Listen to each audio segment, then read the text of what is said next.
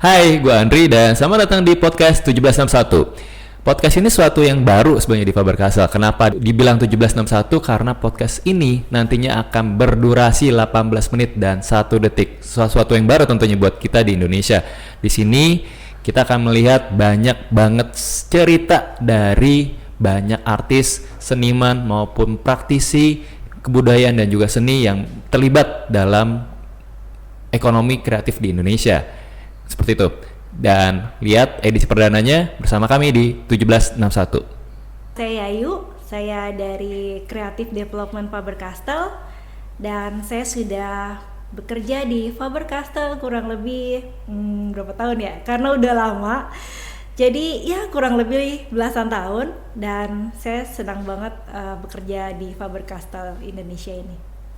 Halo, nama saya Rizal dan saya adalah salah satu tim dari Creative Development. Dan pekerjaan saya adalah menggambar setiap hari.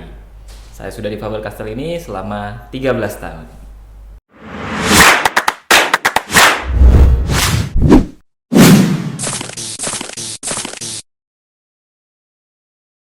Hai, dan seperti yang tadi gue bilang, kita bakal ngobrol sama Kak Yayu dan juga Kak Rizal yang sudah ada di tengah-tengah kita. Nah, pertanyaan pertama yang pengen gue tanya kedua orang ini orang-orang yang udah lama banget tentunya di Faber Castle dan punya banyak cerita di Faber Castle tentunya ya. Boleh tahu gimana caranya Kak Yayu sama Kak Rizal bergabung di Faber Castle? Kak Andri sudah undang kita berdua. Pertama kali di Faber Castle itu sebenarnya udah lama banget saya mengenal tentang Faber Castle. Waktu itu kuliah dan namanya anak kuliah kan pasti butuh pensil ya. Yes, betul banget. Pensil, terus pensil warna. Kebetulan saya juga kuliahnya ada gambar-gambar gitu. Jadi kenal Faber Castle udah sejak itu. Dan ketika ada kesempatan untuk bergabung sama Faber Castle, itu saya langsung yakin 100% saya mau gabung seperti itu. Wow, 100% ya? Iya, 100% karena saya dulu salah satu yang menggunakan pensil warna Faber Castle. Oke, Gitu. nice. Nah, kalau Kak Rizal sekarang, mungkin Kak Rizal dulu kenapa bisa bergabung sama Faber Castle? Kalau ini ceritanya Gimana, sedikit unik Kak Andri. Oke. Jadi saya join di Faber Castle ini sebenarnya karena faktor ketidaksengajaan. Tidak sengajaan. Iya, betul. Oke. Jadi dulu saya adalah freelancernya Faber Castle untuk di daerah dan kebetulan di daerah itu distributor itu punya tempat Oke. untuk trial produk dan sekaligus dijadikan sanggar di sana. Oke. Jadi saya mengajar di sana dan tanpa saya ketahui ternyata karya saya itu dikirim ke pusat. Dikirim ke Jakarta ya? Dikirim ke Jakarta. Oke. Dan setelah itu nggak tahu tektokannya kayak gimana, saya diundang untuk menghadiri pelatihan di Bandung, di mana yang mengajar itu Kak Yayu. Kayak chemistry sebelumnya nggak langsung ya? Iya, itu di tahun 2009. 2009. Nah, Oke. saya taunya panggil ke Bandung itu hanya untuk training dan habis itu ke Jakarta. Di Jakarta saya nggak tahu mau ngapain. Ternyata sampai di Jakarta itu saya diinterview. Di interview. Iya, ditanya berbagai macam. Motivasi apa ngelamar di sini? Ya saya jauh jujur aja ya. Yes. Saya nggak ngelamar di sini Pak. Gitu. Cuma nggak ngelamar di sini ya? iya, cuma dulu saya pernah punya cita-cita pengen seperti Einstein, tahu nggak? Einstein, si Ya. botak itu ya? Iya, itu. Sip. Saya dengar dia bisa keliling dunia hanya dengan skill menggambarnya. Oke, stop dulu sampai kita ngobrolin skill gambar akhirnya bisa mendunia. Nah, Iya. kita akan masuk ke sesi kedua di mana ternyata Kak Yayu dan Kak Rizal ini suka terbang gratisan dari gambarnya. Nah, itu pengalaman pertama dulu terbang ikut Faber Castle atau kemana kayak gitu Kak? Oh iya. Itu juga Itu pengalaman lucu kan? yang Lucu, pengalaman sangat Pengalaman pertama ya? Iya, lucu sangat banget. unik, lucu dan mungkin ya karena saya berasal dari daerah ya. Oke. Yang notabene di sana kan agak sedikit kampung gitu ya. Pertama kali saya terbang itu ke Kuwait. Wow, langsung ke Kuwait? Iya. Oke. Dan itu pertama kali naik pesawat. Perjalanannya itu berapa belas jam, saya lupa, 14 jam kalau nggak salah ya. Dan perasaannya yang pertama ya jelas excited ya. Oke. Yang kedua takut karena apa tuh? saya nggak pernah terbang. Nggak pernah terbang sebelumnya ya? Iya betul. Nah tapi ya yang menarik itu adalah saya bisa banyak mendapatkan pengalaman di Faber-Castell ini. Kemudian saya juga bisa bertemu banyak orang dengan berbagai karakter, suku dan bangsa tentunya. Oh. Nah, Faber-Castell itu kan memang sering banget ngadain lomba ya, kayak Kak Rizal ya, pasti Ya, pada betul. udah tahu lah ya, dari lomba anak-anak, lomba dewasa, mungkin sampai orang tua. Nah, kayak sama Kak Rizal kan pasti punya pengalaman jadi juri tuh, Pasti. jadi juri lomba kan, apalagi banyak ribuan orang. Ada nggak sih pengalaman yang paling seru dari Kak Yayu sama Kak Rizal selama jadi juri di perlombaan-perlombaan yang ada di Faber-Castell? Silakan, mungkin dari Kak Yayu dulu. Iya, pengalaman pasti banyak sekali ya. Terutama ketika kita menghadapi lomba yang big ya, big event Nasional gitu ya, nasional betul, yang betul. pesertanya bisa sampai 2.000, 3 sampai 4.000 orang Dalam ya. satu hari? Dalam satu event Oh, ya. dalam satu event, oke. Dan itu pasti sangat ini ya, bikin kita pertama excited pastinya. Wih, pesertanya banyak Banyak banget banget, nih, betul. gitu kan. Cuma yang keduanya itu ketika menjuri, wah Banyak, itu ternyata super banyak banyak pilihan. banget dan banyak pilihan, banyak talenta yang sangat bagus, hebat, sehingga kita sebagai juri juga sangat ini ya, sangat sulit untuk menentukan mana yang jadi juara seperti itu. Dan itu menurut kami memang satu tantangan besar, dan ya itu bikin yang aduh pusing nih, banyak banget yang bagus gitu, yang bagus-bagus Itu gitu. berarti Dan bisa dibilang sebenarnya orang-orang anak-anak Indonesia orang sebenarnya kreatif iya, ya? kreatif ya, banget, benar ya? dan mereka memiliki kemampuan yang sangat luar biasa gitu. Jadi kita pun bukan sedih karena nggak bisa ini ya, karena ngelihat gambar yang nggak apa ya, Nggak proper nggak atau proper. nggak- Cuma ini karena saking Saking bagusnya. jadi kita bingung gitu. Ini orang yang udah lama aja ngeliatin gambar masih pusing ya, apalagi kita Iya. yang baru. Nah, Kak Yayu sama Kak Riza kan juga terlibat dalam pengembangan produk ya pastinya kan sebagai creative development. Yang kita pengen tahu sebetulnya dari mana sih sebenarnya sumber-sumber inspirasi dari Kak Yayu maupun Kak Rizal. Silakan mungkin dari Kak Rizal dulu. Oke, baik. Pasti yang pertama ya kita harus tahu produk apa nih yang mau dibuat. Nah, dan juga pasti kita browsing dong. Oke. Produk yang udah ada di pasaran itu seperti apa Seperti sih apa, betul. gitu. Kita nggak mungkin nyamain seperti itu kan. Nah, kemudian kita dalam membuatnya itu kita juga discuss sama tim sih. Discuss sama tim ya. Saya Nggak sama sendiri, betul ya? Kak Yayu kan juga nggak cuma berdua. Betul. Tim kita itu di berbagai daerah itu ada. Jadi kita meeting bareng-bareng, kita mau bikin apa, nanti masing-masing orang itu kan juga punya ide. Betul. Gitu. Nanti Walaupun tinggal sebenarnya ngumpulin banyak ide akhirnya jadi ribet, nggak juga kan kayak gitu ya. nanti kita pilah-pilah Pilah-pilah. ini mana yang bisa dipakai, mana yang enggak, seperti itu. Ya yang paling sering sih browsing sih ya Kak. Ya. Nah, yang paling seru di podcast ini yang bedain sama yang lain pastinya ada namanya challenge. Challenge-nya pasti luar biasa nih karena kita berhubungan dengan gambar. Nah, kita akan ngajak Kak Rizal sama Kak Yayu membuat sesuatu. Yang pasti orang pada belum tahu, ternyata Kak Rizal ini dikenal sebagai master doodlingnya Indonesia. Nah, kalau Kak Yayu ini ternyata punya keahlian membuat hand lettering. Langsung aja kita ajak Kak Rizal membuat doodling terlebih dahulu. Yuk, silakan Kak siap. Rizal. Di sini Kak Rizal, saya bakal kasih Kak Rizal kesempatan untuk membuat gambar acak pasti ya, dari doodling dari 2 kartu yang sudah disiapkan. Baik itu yang alfabet maupun dalam bentuk objek ya. Kita akan ngambil satu bentuk, kita kocok dulu ya. Silakan, deg-degan? Enggak lah ya, udah jago. Yang pertama, saya cek dulu. Oke. Saya punya huruf apa? Kita punya huruf yang susah nih. X. X. Ya, X ya. Oke. Oke. Yang kedua, siap-siap. Tahan dulu.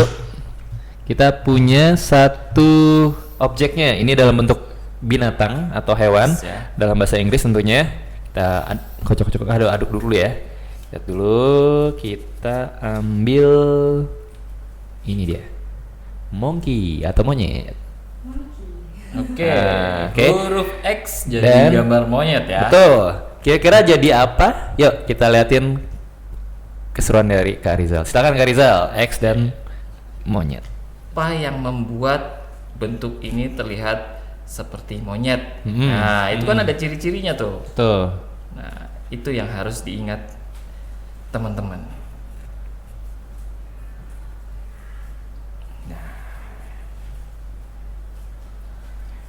Oke. Wah, boleh ditunjukin ke kamera dulu mungkin? Iya. Oke, nice. Oke, thank you Kak Rizal. Nah, sekarang kita lanjut ke Kak Yayu yang katanya jago banget buat hand lettering. Hand lettering itu sebenarnya apa sih dulu sih Kak? Kalau misalnya sebelum kita, mungkin kalau doodling udah banyak orang yang tahu, tapi hand lettering belum tentu semua orang tahu ya. Iya, jadi pengalaman saya juga sih waktu kecil kan. Dan sekarang nggak harus kayak gitu, soalnya sekarang apalagi Faber-Castell ya udah punya pena yang benar-benar khusus untuk hand lettering atau handwriting yang cakep-cakep gitu, dan warna-warnanya juga udah banyak banget. Betul. Yang sedih di zaman gua adalah waktu itu ya karena hand lettering belum ada, misalnya kita pakai kaligrafi ya udah pasti udah tangannya hitam karena bekas areng kan, gitu kan, surut-surut gitu kan. Terus pas itu baru nempel lagi di kertas, udah perjuangan banget sih. Tapi kayaknya ini seru ya kalau buat yang baru belajar hand lettering udah pakai langsung produknya Faber-Castell ya Mbak ya. Betul. Dan sekarang itu hand lettering terutama ini ya anak-anak muda zaman sekarang ya, anak-anak SD SMP itu mereka senang banget pakai hand lettering ini karena bisa jadi ajang buat ini loh, bikin yang sesuatu yang lucu-lucu Lucu-lucuan, di ya, bener. Terutama anak cewek ya, ya terutama perempuan. anak cewek anak perempuan yang suka ngias diary gitu ya. Betul. Terus mereka hias-hias pakai tulisan-tulisan yang bagus-bagus gitu ya, dan kadang-kadang juga di buku pelajaran mereka juga bikin dihias pakai kayak ada pernak-pernik atau enggak bentuk-bentuk lucu, bentuk-bentuk hati seperti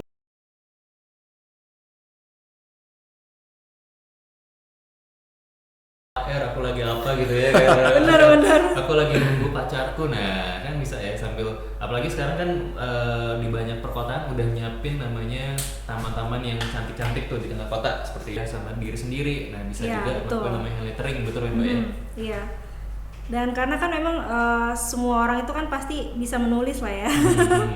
Dari kecil itu bisa menggambar, bisa menulis, dan kita padukan antara seni menulis dan menggambar itu dalam satu frame gitu, sehingga dinamakan hand lettering. Betul, Iya. baru tahu ya ternyata hand lettering itu perpaduan ya antara menulis dan juga menggambar. Betul. Jadi jangan khawatir nih buat yang teman-teman yang suka menulis tapi juga mungkin kreasi gambarnya tidak cukup jago ya, atau yang ngepas lah ya.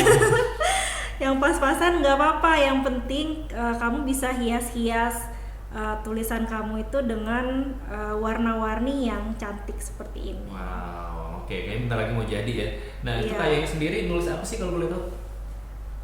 Ini apa ya? Ini apa tuh? Quotes, be the reason someone believe in good people. Good people, ada alasan dimana Tuhan itu memilih orang-orang tertentu, seperti itu kurang lebih ya kayak gitu. Ya, pokoknya Jadi yang orang penting baik. Jadi orang baik lah.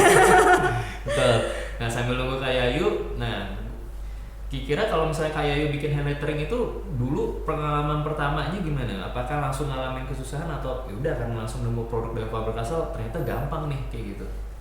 Ya, tentunya kita harus ini juga ya, bisa menulis huruf dengan baik juga, dan kita juga bisa komposisikan si huruf ini dengan benar supaya kita dapat proporsi yang bagus. Oh, oke. Mm, Jadi sehingga- proporsi juga jadi salah satu poin ya kalau lagi bikin hand lettering kayak gitu Ya kayak betul. Kayak ini kan bentuknya sepertinya kan nggak pakai penggaris ya, Betul, cuma tapi di tengah-tengah gitu ya. tapi di tengah-tengah gitu. Mungkin karena udah Emang saya biasa nggak kali pakai ya. penggaris Tahu. gitu. Tapi kalau misalnya buat yang masih baru, tipsnya apa tuh buat misalnya membuat hand lettering? Ya kalau buat yang masih baru bisa belajar mungkin pakai ini dulu ya, kayak grid, semacam grid. Kayak semacam penggaris kayak Penggaris gitu, ya, dikasih garis pakai pensil. Terus ukuran besar kecilnya huruf juga kalian bisa atur, ada yang kecil, ada yang besar, sehingga bisa bagus gitu ya. Pokoknya emang sih butuh latihan ya, butuh latihan yang cukup banyak untuk bisa menghasilkan suatu hand lettering yang oke. Gitu. Ini udah jadi ya, boleh dilihatin dulu ke kamera kayak yuk tulisannya. Nah, cakep ya. Jadi Ini. buat yang istilahnya lagi bingung nih, nanti pas lagi bingung nyari aktivitas lain karena mungkin lagi sekolah masih tutup ya. Nah, bisa nih ngakuin kayak gini, hand lettering. Jadi hand lettering maupun doodling ini salah satu metode yang memang bisa jadi teman setia saat kita nunggu atau quality time. Betul. Oke, nah kalau Mas Doodling, Mas Rizal doodlingnya boleh dikasih lihat dulu. Oke. Nah, kayak gini Mas. Nah, sip ya. Jadi hand lettering maupun doodling ini tentunya suatu yang seru ya buat kita pelajarin. Seru kan? Seru ya. Seru banget. Dan saya selalu ya, kalau saya perjalanan jauh, itu saya nggak lupa selalu bawa sketchbook dan pensil, paling tidak ya. Oke. Jadi ketika saya nunggu pesawat atau nunggu teman, itu saya pakai waktu itu untuk berkarya. Waktu untuk berkarya. Jadi nggak mungkin kebiasaan kita dalam main handphone. Nah ini Mas Rizal beda sendiri nih gitu. Bikin gambar-gambar. Nice. Oke guys, kita di bagian akhir layar podcast dan tentunya akan ada penutup dari Kak Yayu. Silakan Kak Yayu. Oke, dari saya sih simpel aja. Karena kan setiap orang itu memiliki talentanya masing-masing ya. Jadi terus dalami, terus berusaha, dan terus mengembangkan karya, dan harus selalu percaya diri sama diri sendiri. Oke, kalau dari Kak Rizal? Kalau dari saya, menggambar itu mudah. Jadi intinya menggambar adalah yang pertama ya, observasi, kemudian menghafal. Yang paling penting adalah dipraktekkan. Kenapa saya mudah sekali menggambar? Karena saya sudah berkali-kali menggambar hal yang sama. Oke, kita tutup dengan satu kalimat, we unleash creative potential. Saya Andri dan juga teman-teman semua mengucapkan terima kasih. Sampai ketemu lagi di podcast 1761. Bye-bye.